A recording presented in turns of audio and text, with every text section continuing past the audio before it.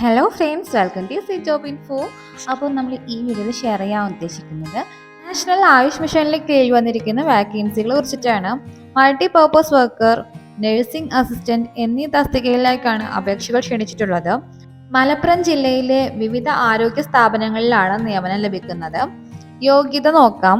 Multi purpose health വർക്കറിന് വേണ്ട qualification ഏതെങ്കിലും അംഗീകൃത സർവകലാശാലയിൽ നിന്നുള്ള BSc നഴ്സിംഗ് അല്ലെങ്കിൽ അംഗീകൃത നഴ്സിംഗ് കോളേജുകളിൽ നിന്ന് GNM നഴ്സിംഗ്, കൂടാതെ കേരള നഴ്സിംഗ് ആൻഡ് മിഡ്വൈഫ് കൗൺസിലിൽ രജിസ്ട്രേഷൻ ഉണ്ടായിരിക്കണം.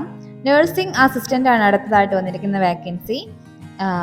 ANM അല്ലെങ്കിൽ അതിനോട് തുല്യമായിട്ടുള്ള യോഗ്യതയാണ് ഇവിടെ ക്വാളിഫിക്കേഷൻ ആയിട്ട് പറഞ്ഞിട്ടുള്ളത്.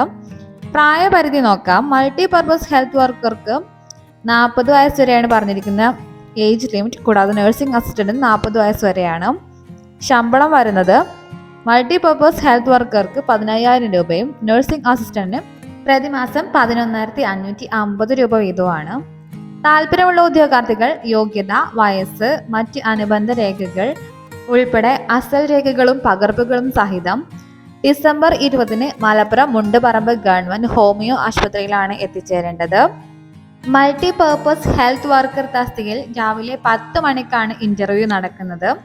നഴ്സിംഗ് അസിസ്റ്റന്റ് ഇന്റർവ്യൂ ഉച്ചയ്ക്ക് ശേഷം 12 മണിക്കാണ് നടക്കുന്നത്.